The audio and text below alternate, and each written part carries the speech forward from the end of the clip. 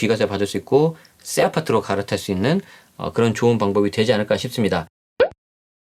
5분 투자로 10억을 아껴보자. 안녕하세요. 직방TV 절세여신 제네시스입니다. 요즘 부동산 세금이 너무 많이 바뀌었고 또 많이 올랐죠. 뭐 취득세, 보유세, 양도소득세 안 오른 게 없이 다 많이 올랐는데 뭐 어제 오늘 일이 아니고요. 그 전부터 계속해서 지금의 상태가 된 거 아니겠습니까? 자, 이 상태에서 내 집 마련을 하거나 아니면은 갈아타기를 하고 싶은데 실수요자라는 의미입니다. 이 경우에 좀 세금을 좀 줄여보면서 좀 할 수 있는 방법이 뭐가 있을까? 그 중에 하나 제가 괜찮은 걸 하나 좀 가져왔습니다. 저는 이거를 똘똘한 두 채의 전략이라고 한번 부르고 싶습니다. 어떤 내용인지 한번 영상 끝까지 보시면 분명 도움 되실 겁니다. 자, 일단 주택 세금 관련해가지고 단계별로 한번 좀 살펴볼까요? 좀 조심해야 되는 내용입니다. 자, 먼저 취득세입니다. 다주택자 같은 경우에는 기존에 1에서 3%였던 게 이제 12%까지 올라가죠. 이렇게 말씀드리면 별로 와닿지 않으실 거예요. 실거래가 5억짜리 아파트를 사는데 기존에는 500만 원만 내면 됐거든요.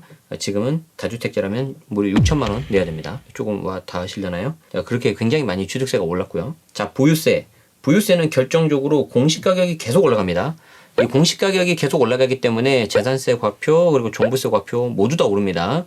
물론 이제 6억 이하 9억 이하에 대해서는 재산세 같은 경우에 특례세율 적용해가지고 조금 줄어지긴 하는데 어차피 공시가격이 오르기 때문에 근본적으로는 세금이 오른다는 걸 계속해서 말씀드렸고, 종부세 같은 경우에는 최저 0.6%에서 최고 6%까지 다주택자 같은 경우에, 이때 다주택자는 조정지역 2주택 또는 조정 비조정 상관없이 3주택, 그러니까 똘똘한 한 채 갖고 있는 사람보다 지방에 세 채 갖고 있는 사람이 종부세를 좀 더 낼 수 있는 그런 지금 상황인 거죠. 자, 그리고 마지막으로 양도소득세가 있는데, 양도소득세는 2021년 6월 1일을 기점으로 해가지고 다주택자 중과세율 최고 75%까지 가죠. 양도차익 10억이 넘어가면 기본세율 45%에 여기에 이제 중과세율 3주택 중과면은 30%포인트가 가산돼서 75%, 지방소득세가 붙으면 82.5%, 전 세계에 유례가 없는 세율로 제가 알고 있습니다. 자, 그리고 비과세 요건이 강화가 되는데, 여러분들이 그래도 쉽게 생각하시는 1주택 비과세가 이 최종 1주택 개념이 들어가면서 엄청나게 좀 어려워졌죠. 자, 이런 것들 보시면은 취득세, 보유세, 양도세 곳곳에 지금 세금 폭탄입니다. 자, 그런데 여기서 내가 어떻게 하면 이 세금 폭탄, 세금 지뢰밭을 잘 통과해가지고 내가 좀 더 좋은 집으로 좀 갈아타고 할 거냐. 자, 그럼 하나씩 좀 볼까요? 일단 취득세 부담을 좀 줄여야 되죠. 12% 취득세가 아니라 좀 일반 세율 한 4% 정도, 이렇게 되면 참 좋을 것 같고요. 여기에 보유세 부담도 없다면 정말 좋겠죠. 좀 오래 들고 있을 수 있으니까. 자, 그리고 마지막 양도세까지 만약에 중과가 아니거나 만약에 심지어 비과세까지 된다, 그러면은 굉장히 좋겠죠. 여기 있는 세 가지 요건을 최소한 2가지 혹은 한 3가지 이렇게 만족시킬 수 있는 게 있다면 굉장히 좋을 것 같은데, 과연 어떤 게 있을까요? 자, 제가 말씀드리고 싶은 방법은 요 방법인데 한번 좀 보세요. 내가 만약에 A주택에서 거주를 하고 있다. 그리고 나서 앞으로 똘똘하게 될 입주권을 하나 산다. 자, 이 경우에 이 방법이 앞에 제가 말씀드렸던 취득세, 보유세, 양도세에 있어서 유리하게 적용이 될 수 있는 여지가 많이 있습니다. 제가 2가지 사례를 가지고 설명을 드리겠습니다. 자, 첫 번째는 기존 주택을 매도해서 기존 주택을 비과세 받는 방법이 있어요. 즉 1주택 상태에서 1입주권을 사가지고 기존에 있었던 이 주택을 비과세 받는 방법이 있는데, 자, A주택에서 거주를 하고 있습니다. 그리고 나서 1년이 지나고 나서 여기 B 입주권을 사는 거예요. 입주권은 여러분들 아시겠지만 앞으로 똘똘하게 될 새 아파트가 될 그 녀석이죠. 자, 그러면 이때 A를 취득하고 난 후에 1년이 지나서 B 입주권을 취득을 하고, 입주권을 취득하고 난 다음에 3년 이내에 이 A를 매도하면 이 A는 비과세가 됩니다. 물론 이때 입주권은 조정법에 의한 입주권, 그게 아니라 만약에 지역주택조합이라든가 이런 부분에 있어서 다른 입주권이 되면은 이때 비과세 특례가 안 되는데, 해당되는 입주권이라면은 이 경우에는 주택이 비과세가 됩니다. 이건 이제 소득세법 시행령 156조의 이 사망에 들어가 있는 거예요. 자, 여러분들은 여기서 아셔야 되는 거는 1년 후에 입주권을 사고 요 날로부터 3년 이내에 A주택을 팔면 비과세가 된다. 이때 3년은 그냥 3년이지 이게 2년, 1년으로 내려가는 건 아닙니다. 그래서 또 이 방법이 나쁘지가 않아요. 아시겠죠? 이것만 해도 저는 그렇게 나쁜 방법은 아니라고 생각을 하는데, 왜 그러냐면 저 입주권을 내가 샀을 때 관리처분 인가가 나고 건물이 멸실되고 토지 상태에서 사면은 취득세가 중과가 안 들어가거든요. 토지기 때문에. 그리고 입주권은 보유세도 안 들어가고, 그리고 기존에 있었던 집은 A주택은 비과세도 받을 수 있고 나쁘지 않은 전략이란 말이에요. 자, 그런데 사람 욕심이 이제 좀 끝이 없습니다. A주택도 이미 똘똘한 한 채이기 때문에 얘도 조금 더 오래 보유하고 싶다, 이런 분들 계실 수 있어요. 자, 그럴 때는 이 방법을 쓰면 됩니다. 자, 두 번째 방법인데 이때는 입주권 취득하고 3년이 지났을 때도 이 A를 팔았을 때 비과세가 되는 케이스가 있어요. 자, 예를 들어서 A주택 가지고 있고 근데 이 A주택이 조금 똘똘한 녀석이에요. 내가 좀 더 가지고 싶어요. 그리고 나서 B 입주권을 이렇게 삽니다. B 입주권은 똘똘하게 될 녀석이죠. 자, 그런데 A랑 B를 좀 더 오래 가져가고 싶은 거예요. A도 어차피 똘똘한 녀석이니까.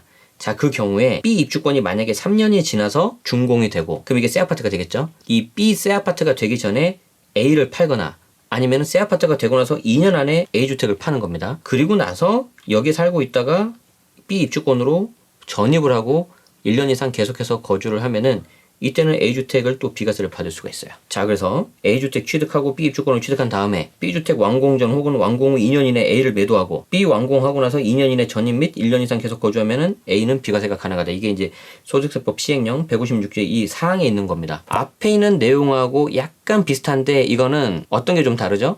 A주택을 조금 더 오래 끌고 갈 수 있어요. 그리고 여기서 더 좋은 게 뭐냐면은 1년 후 취득이란 말이 없습니다. 이때는 곧바로 사도 돼요. 자, 두 번째 방법이 좋은 이유를 제가 한번 정리를 해드릴게요. 자, 첫 번째, 오래 가지고 있기 때문에 A주택은 좀 더 많은 차익을 얻을 수 있겠죠. 자, 그리고 B 입주권을 살 때 1년 후 취득도 아니에요. 그냥 바로 사도 돼요. 그런데 혹시 모르기 때문에 입주권을 사고 나서 3년 안에 A를 팔아야 될 수도 있기 때문에 이때 1년 후에 취득하는 거를 저는 더 권하긴 합니다. 왜냐하면 1년 후 입주권을 취득하면은 이게 첫 번째 방법, 두 번째 방법 전부 다 통용될 수가 있거든요. 자, 그리고 나서 입주권을 된 상태에서 주택이 매실되고 토지 상태에서 하면은 취득세 중과가 없다 그랬죠. 그리고 입주권 자체는 보유세가 없어요. 보유세 부담이 덜하죠. 자, 그리고 3년 이후에 새 아파트가 되고 나서 팔아야 되거든요. 만약에 3년 이내에 팔면은 이때는 첫 번째 방법, 그 방법으로 A를 비과세 받으셔야 돼요. 그렇기 때문에 혹시 모르니까 1년 넘어서 취득하는 게 조금 더 좋다는 거죠. 자, 그렇다 하더라도 취득세 중과 안 들어가죠. 보유세 부담 덜어낼 수 있죠. 그리고 기존에 있던 집 비과세 받을 수도 있죠. 자, 그리고 만약에 내가 이 입주권을 더 끌고 가고 싶었는데 사정상 팔아야 된다. 그러면 이 입주권은 양도세 중과가 될까 안 될까요? 주택수는 2주택이지만 입주권 자체는 양도세 중과가 되지 않아요. 그렇기 때문에 여러 가지 방면으로 출구 전략을 할 수 있다. 기존에 있던 집을 비과세를 받을 수 있고 나중에 가지고 있던 입주권을 일반 과세로 팔 수도 있고 물론 2년 이상 보유해야 됩니다만 이런 식으로 여러 가지 방면으로 여러분들이 출구 전략을 세울 수가 있어요. 자, 그러면 저희가 시작했을 때 봤던 내용들 취득세, 보유세, 양도세 이런 것들 좀 피하면 좋겠다 하는 내용 있죠. 다시 한번 볼까요? 자, 취득세 부담 없죠. 일반 세율이죠. 보유세 부담도 없죠. 양도세 역시 중과가 안 되거나 입주권 자체는 중과가 안 되잖아요.